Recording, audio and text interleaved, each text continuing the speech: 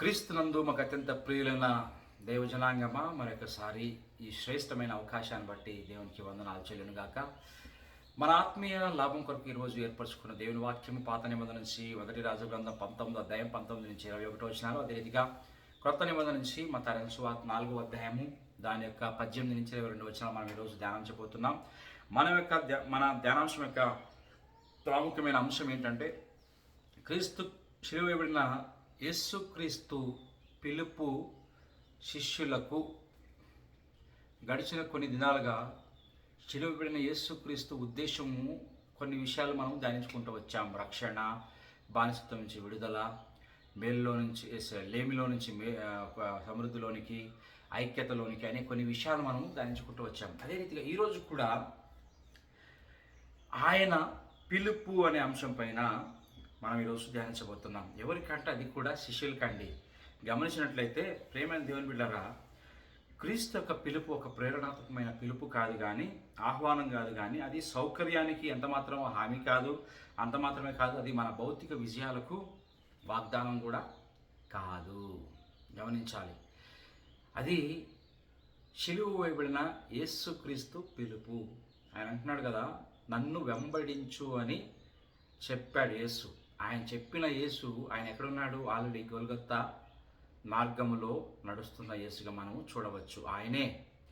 అందువల్ల మనం శిష్యులకు వచ్చిన పిలుపు అది కేవలం సేవకు మాత్రమే కాదండి. ఆయన శిలువలో భాగస్వాములుగా ఉండడానికి వచ్చిన పిలుపుగా మనము గుర్తించాలి. ఇక్కడ గమనించినట్లయితే మొట్టమొదటి విషయం ప్రేమైన బిడ్డలారా, శిలువ వేయబడిన యేసుక్రీస్తు పిలుపు అది దేంతో ప్రారంభమవుతుందంటే సమర్పణతో ప్రారంభమయ్యేదిగా మనము చూడవచ్చు. ఏ విధంగా చెప్తున్నట్లయితే మనం చూసుకున్న విధంగా అప్పుడే చెప్పిన విధంగా 1 రాజు 19 అధ్యాయం 19 నుంచి 21 చూసినట్లయితే ఏలీషా పైన తన యొక్క దుప్పటిని వేస్తున్నాడు. వెంటనే ఏలీషా దాన్ని అర్థం చేసుకున్నాడు. అది సాధారణ విషయం కాదని అర్థం చేసుకున్నాడు. వెంటనే అందుకే దానికి రుజువుగా ఆయన ఏం చేస్తున్నాడంటే తనకున్న ఆ ఎద్దులను వధించేసినట్లుగా చూస్తున్నాం, దున్నే పరికరాలని వధించేసినట్లుగా చూస్తున్నాం. అంతే మాత్రం కాదు, అన్నింటిని వధించి అక్కడ ప్రజలకు విందు చేసి వచ్చినట్లుగా చూస్తున్నాం. ఎందుకు అని మనం గమనించుకున్నట్లయితే ఈ పిలుపు అది ఎటువంటిదంటే సంపూర్ణమైన సమర్పణను కోరే పిలుపుగా ఉందండి. సగం సగం పిలుపు కాదు, వెనక్కి తిరిగి చూసే పిలుపు కాదు. అందుకే ప్రేమించిన అంత మాత్రమే కాదు, మనం చూసినట్లయితే ఏలీషా తనకున్న సమస్త పాత యొక్క భద్రతను, అంటే తన యొక్క సెక్యూరిటీ ఏదైతే ఉందో ఆ యొక్క అన్నిటిని కూడా ఆయన నాశనం చేసుకున్నట్లుగా చూస్తున్నాం. క్రొత్త నిబంధనలో కూడా చూసినట్లయితే మత్తయి సువార్తలో 4వ అధ్యాయం 18-22 చూసినట్లయితే యేసు గలిలయ సముద్ర తీరంలో ఆ యొక్క చేపలు పట్టే వారిని ఆయన పిలుస్తున్నట్టుగా చూస్తున్నాం దేవుని వాక్యంలో. అక్కడ దేవుని వాక్యం సెలవిస్తూ ఉంది, వెంటనే వారు తమ వలలను వదిలిపెట్టి ఆయనను వెంబడించేట్టుగా చూస్తున్నామండి. గమనించండి, ఇక్కడ వారు ఆలస్యం చేయలేదు, వారు ఒప్పందం చేసుకోలేదు, దేని గురించి కూడా వారి జీతాల గురించి వారు మాట్లాడినట్లుగా మనం చూడట్లేదు. ఎంత ఇస్తాం మీతో వస్తే అని, మాకు ఏం పెడతామని అడగలేదు. అంత మాత్రం కాదు, ఈ యొక్క ప్రత్యామ్నాయం కూడా వారు ఉంచుకోలేదు, ఆలోచించుకోలేదండి. శిలువ వేయబడిన క్రీస్తు యొక్క పిలుపు దేని కోరుతుందంటే తక్షణ సమర్పణ కోరుకుంటుందండి.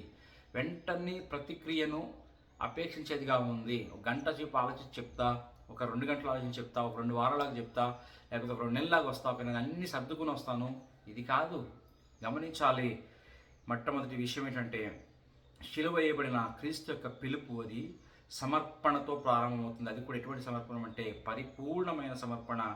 అది కూడా వెంటనే ఒప్పుకొని, లేకపోతే తక్షణ పిలుపును కోరేటువంటి సమర్పణగా మనము చూస్తున్నాం. రెండోగా చూసుకున్నట్లయితే శిలువ వేయబడిన యేసుక్రీస్తు పిలుపు దేనికంటే అది మరణానికి పిలుపుగా మనం గమనించాలండి. ఏ విధంగా అంటే ప్రేమైన బిడ్డలారా, ఆయన చెప్తున్న మాటలు నన్ను వెంబడించు అని మాటకు ఆయన ఒకసారి అర్థం వివరిస్తున్నాడు. ఎక్కడంటే చూడండి, మత్తయి సువార్త 16:24 వచ్చినట్లు మనం గమనించినట్లయితే ఆయన అంటాడు, ఎవడైనాను నన్ను వెంబడించగోరిన యెడల తను తాను ఉపేక్షించుకొని తన శిలువను ఎత్తుకొని నన్ను వెంబడింపవలెను అంటున్నాడు. ఏంటంట? మొట్టమొదటిది గమనించండి, తను తాను ఉపేక్షించుకోవాలంటే తను తాను నిరాకరించుకోవాలి. ఈ హ్యావ్ టు డినై హిమ్సెల్ఫ్. రెండోదిగా తన శిలువను ఎత్తుకోవాలి. మూడోదిగా తనను వెంబడించాలి. తను తాను నిరాకరించుకొని తన శిలువను ఎత్తుకొని ఆయనను వెంబడించేవారిగా ఉండాలి. శిలువ అంటే మనందరికీ తెలుసు, దాని గురించి డెప్త్గా చెప్పాల్సిన అవసరం లేదు. అది సింపుల్ మాటలు చెప్పాలంటే ఇక మరణము, భయంకరమైన శ్రమ, ఇబ్బంది, రోదన అని మనం గమనించవచ్చు. ఇక్కడ చూడండి, యేసు శారీరకంగా ఆయన సిలువ వేయబడక ముందే ఆయన శిష్యులను ఆత్మీయంగా సిలువ వేయడానికి పిలిచినట్టుగా మనం ఇక్కడ గమనించాలండి. ఎందుకంటే ఈ పిలుపు దేనికి కారణం అంటే అది గర్వానికి మరణం. దేనికి ఏం మరణం అని గమనించినట్లయితే గర్వానికి మరణం, మన అహంకారానికి మరణం, మన స్వార్థ జీవితానికి మరణం. అంత మాత్రమే కాదండి, స్వీయ సంకల్పానికి మరణం. అంటే సెల్ఫ్ ఆంబిషన్స్ అంటారు కదా, మనం కొన్నిసార్లు మన జీవితంలో అనేక ఆంబిషన్స్ పెట్టుకుంటాం, అది చేయాలి ఇది చేయాలి, ఇవన్నిటికీ కూడా మరణం. అంత మాత్రమే కాదండి, లౌకిక గుర్తింపుకు మరణంగా మనం గుర్తించాలి. ఎందుకంటే శిష్యత్వం లేకపోతే శిష్యరికం అనేది ఎప్పుడు ప్రారంభమవుతుందంటే స్వయం, అంటే నేను, నాది, నావే అనే విషయాలు ఎప్పుడైతే అంతమవుతుందో అక్కడి నుంచే శిష్యతత్వం అనేది ప్రారంభమవుతున్నట్లుగా స్పష్టంగా మనం గమనించవలసిన వారుగా ఉన్నాం. మూడో విషయం చూసినట్లయితే ప్రేమైన బిడ్డలారా, శిలువ వేయబడిన యేసుక్రీస్తు నిన్ను పిలిచేది ఎక్కడి నుంచి అంటే తిరస్కారంలో నుంచే నేను పిలుస్తాడండి. మనం చూడండి, ప్రవక్త యేషయా, అందుకే ఆయన ప్రవచించిన గ్రంథం 53వ అధ్యాయం 3వ వచనం చూసినట్లయితే ఇలాగ రాయబడి ఉంటుంది, ఆయన తిరస్కరింపబడిన వాడును మనుషుల ద్వారా విసర్జింపబడిన వాడుగా మనకు కనబడుతున్నాడండి. ఇక్కడ చూడండి, శిష్యులు ఇక్కడ ఎటువంటి యొక్క రాజకీయ వ్యక్తులను లేకపోతే వీరులను అనుసరించలేదు, కానీ వారు అనుసరించింది, వారు వెంబడించింది అంటే తిరస్కరింపబడబోయే యేసుక్రీస్తు లేకపోతే మెస్సీ అని వారు వెంబడించారు. ఈ పిలుపు ఎటువంటిదంటే, ఈ పిలుపు స్వీకరించడం అంటే తిరస్కారాన్ని అంగీకరించడమే. అంత మాత్రమే కాదండి, లోకం చేసుకునే అపార్థాలన్నీ కూడా అంగీకరించడమే.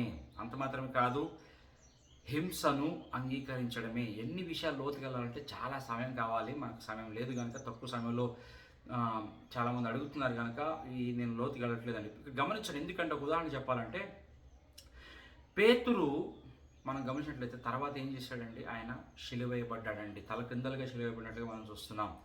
రెండోది చూసుకున్నట్లయితే యాకోబు ఖడ్గంతో హతమైనట్లుగా మనం చరిత్రలో గమనించవచ్చు. అంత మాత్రమే కాదు, యోహాను చెరసాలలో బంధింపడినట్లుగా మనము చూస్తున్నాం. ప్రియమైన దేవుని బిడ్డలారా, శిలువ యొక్క థెరాటికల్ విషయం ఏంటంటే సిద్ధాంతం కాదు, లేకపోతే థియరీగా చెప్పేది కాదు, కానీ అది ప్రాక్టికల్గా మన జీవితంలో వాస్తవాల్ని చూపించేది, వాస్తవంగా జీవితంలో జరిగే విషయాలుగా మనం గమనించాలండి. నాలుగో విషయం చూసినట్లయితే చూడండి, ఎందుకంటే ఈరోజు మన ప్రాముఖ్య అంశమే క్రీస్తు, శిలువ వేయబడిన యేసుక్రీస్తు యొక్క పిలుపు శిష్యులకు అని అంటున్నాడు. ఈరోజు మనము గమనించుకోవాలి, మనం శిష్యులుగా ఉన్నామా, కేవలం విశ్వాసిగా మిగిలిపోయామా? ఎందుకంటే నాలుగో మాట విశ్వాసి మరియు శిష్యుని మధ్య ఉన్న వ్యత్యాసం, కొన్ని విషయాలు నేను చూడడానికి ఇష్టపడుతున్నా. చూడండి, మనము ఆయన లోకంలో ఉన్నప్పుడు అనేక మంది ఆయన్ని విశ్వసించారు, కానీ కొద్ది మంది ఆయనను వెంబడించారు. హల్లెలూయా. మొట్టమొదటి గమనించండి, అనేకులు ఆయన విశ్వసించారు, అయితే కొద్ది మంది మాత్రమే అన్నింటినీ కూడా వదిలిపెట్టినట్లుగా మనం చూస్తున్నాం.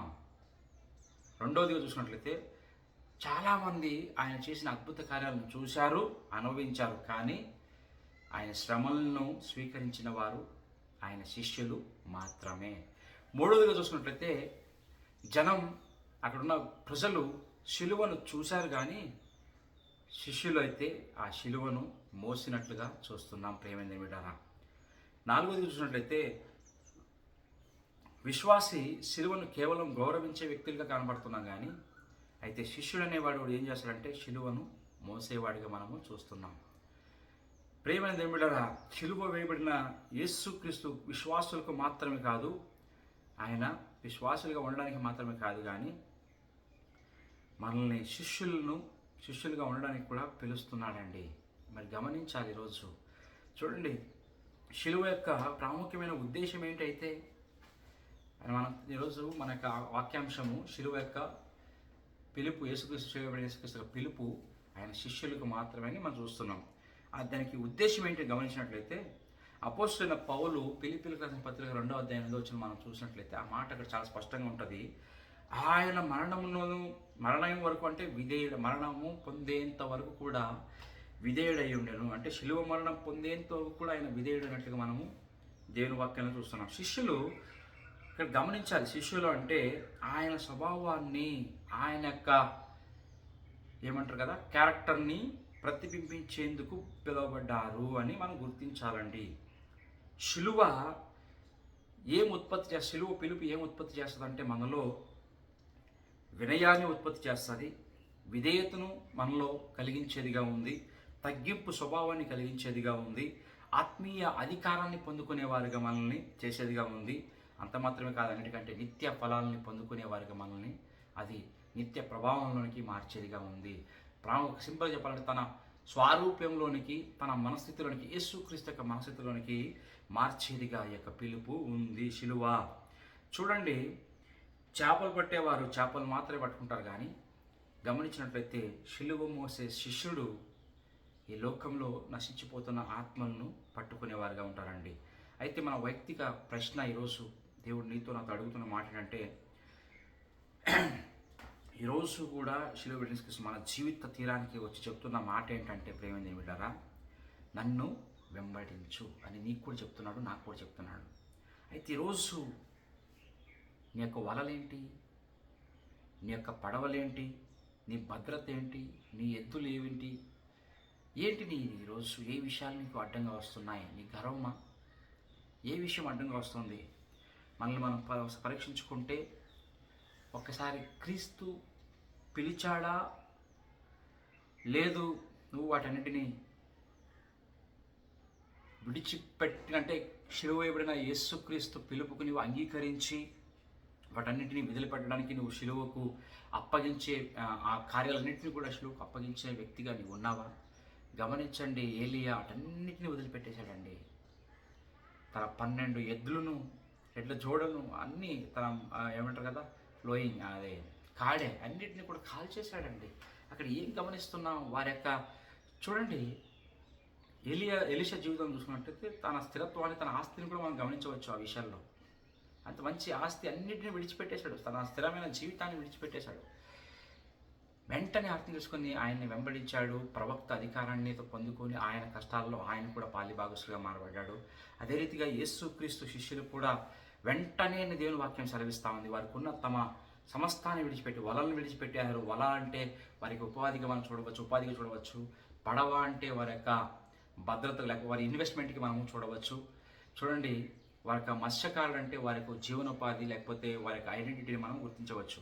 వీటన్నిటినీ, తల్లిదండ్రులను, వారి యొక్క సామాజిక భద్రతను, వారి యొక్క సంబంధాలను అన్నిటినీ విడిచిపెట్టి మనం పాత నిబంధనలో కూడా అదే విధంగా కొత్త నిబంధనలు కూడా విడిచిపెట్టి వారు అక్కడ ప్రవక్తను ఎలీషా అనుసరించి వెంబడించాడు. అదేవిధంగా శిష్యులు యేసుక్రీస్తును వెంబడించారు. ప్రేమేంద్ర బిడ్డ, కొత్త నిబంధనలో యేసుక్రీస్తును వెంబడించడం అంటే మరలా గమనించండి, శిలువను వెంబడించడం అంటే గమనించండి ప్రేమేంద్ర బిడ్డరా, అది సౌకర్యానికి సాదృశ్యంగా లేదు, అది మనకి అనుకూల విధంగా లేకపోతే మన సామాజిక భద్రతకు ఏమంటారు కదా, మన అనేక విషయాలకు సాదృశ్యంగా లేదు. కానీ గుర్తుంచుకోవాల్సిన విషయం ఏంటంటే, ఒకటి గుర్తుంచుకోవాలండి, శిలువతో పాటు మనం నడిచినట్లయితే, శిలువతో మనం ఆయనతో పాటు ఆయన వెంబడించడం అంటే శిలువ మార్గం గుండా శిలువకు మనం వెళ్తున్నామని తెలుసుకుని మనం గమనించాల్సిన విషయాలు, ఎన్ని కష్టాలు ఉన్నా కూడా చివరకు ఆయన ఖచ్చితంగా ఎన్నిటి కూడా మనం విడిచిపెట్టి వెళ్తే మనకు తర్వాత పునరుత్థానం ఉంది అని మనం గ్రహించాలండి. సమర్పణ తర్వాత మనకు మహిమ ఉందని మనం గమనించుకోవాలి. మరణం తర్వాత నిత్య జీవం మనకు ఉందని గమనించాలండి. ఈ యొక్క శరీరం అనే శిలువేయ పిలుపు పునరుత్థాన శక్తిని నీలో నాలో విడుదల చేసేదిగా ఉంది. ప్రేమని విడరా, శిలువ విడుదల యేసుక్రీస్తు ఇంకా శిష్యులను పిలుస్తున్నాడు. ఈరోజు ఆ పిలుపుని అందుకొని శిష్యుడిగా ఉండడానికి ఇష్టపడుతున్నావా? ఆయన పిలిచేదైతే నిన్నే. విశ్వాసిగా ఉన్నావా? కేవలము శిష్యుడిగా ఉన్నావా? నువ్వు పరీక్షించుకో. ఆయన ఇష్టపడేది ఆయన శిష్యుడిగా ఉండాలని ఆశపడుతున్నాడు. ఆయనలో పాలిభాగస్తులుగా ఉండాలని ఇష్టపడతాడు. ఎందుకంటే తన స్వరూపానికి ఆయన మార్చాలని ఇష్టపడుతున్నాడండి. ఈ శ్రమ, మరణ, పునరుత్థాన దినాలు మన ఆత్మీయ జీవితంలో మనం నేర్చుకోవాల్సిన విషయం, క్రీస్తు స్వరూపంలోనికి మనం రావాలి. అన్నిటినీ కూడా ఆయన గురించి మనము విడవలసిన విషయాలను విడిచిపెట్టాలి, పట్టుకోవాల్సిన విషయాల్ని పట్టుకోవాలి. అప్పుడే మనం అభివృద్ధి చెందడానికి, ఆత్మీయతలు ముందుకు ధైర్యంగా సాగడానికి మనకు సాధ్యమవుతుంది. వీటన్నిటిని కూడా చేయడానికి దేవుడు తన కృపను మన జీవితాల్లో అనుగ్రహించుగాక. దేవుడు మిమ్మల్ని ఆశీర్వదించుగాక.